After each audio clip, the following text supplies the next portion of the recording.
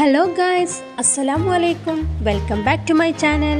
ഷവായ chicken, അൽഫാം chicken തുടങ്ങി ഒട്ടുമിക്ക അറബിക് റെസിപ്പികളിലും ഉപയോഗിക്കുന്ന അറബിക് മസാല എങ്ങനെയാണ് ഉണ്ടാക്കുന്നതെന്ന് നോക്കിയാലോ.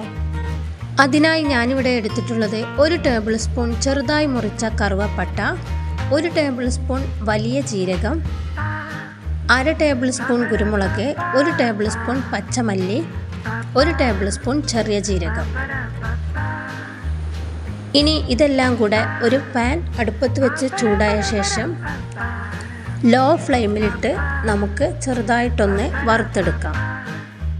വറുക്കുമ്പോൾ മസാലകൾ കരിഞ്ഞു പോവാതിരിക്കാൻ പ്രത്യേകം ശ്രദ്ധിക്കുക. അതുകൊണ്ട് തന്നെ ലോ ഫ്ലെയിമിലിട്ട് മാത്രം വറുക്കുക. മസാലയൊക്കെ ഒന്ന് ചൂടായിട്ടുണ്ട്. ഇനി നമുക്കിതിലേക്ക് 7-8 വറ്റൽമുളക് ചേർത്ത് കൊടുത്ത് ഒന്നുകൂടെ വറുത്തെടുക്കാം.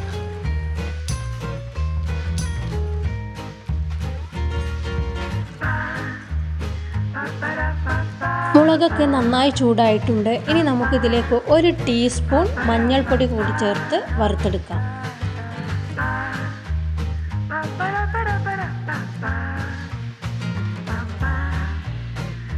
മുളകും മസാലയും ഒക്കെ നന്നായി ചൂടായി വന്നിട്ടുണ്ട്.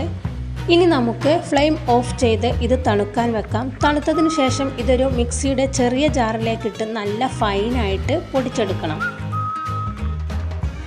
നമ്മുടെ അറബിക് മസാല റെഡി ആയിട്ടുണ്ട്. ഇതുപോലുള്ള ചെറിയ ഗ്ലാസ് ജാറിൽ ഒട്ടും വായു കടക്കാത്ത വിധം നല്ല എയർ ടൈറ്റോട് കൂടി സൂക്ഷിക്കുകയാണെങ്കിൽ നമുക്കിത് കേടുകൂടാതെ ഒരുപാട് നാൾ ഉപയോഗിക്കാവുന്നതാണ്. അറബിക് മസാല തയ്യാറാക്കാൻ ഒരു പ്രയാസവുമില്ലെന്ന് മനസ്സിലായില്ലേ? നിങ്ങൾ തീർച്ചയായും ഇത് ട്രൈ ചെയ്യുക. ഇഷ്ടമായാൽ നിങ്ങളുടെ ഫ്രണ്ട്സിനും ഫാമിലിക്കുമൊക്കെ ഷെയർ ചെയ്ത് കൊടുക്കുക. കൂടാതെ ചാനലൊന്ന് സബ്സ്ക്രൈബ് ചെയ്ത് സപ്പോർട്ട് ചെയ്യാൻ മറക്കല്ലേ. ബായ്, അസ്സലാമു അലൈക്കും.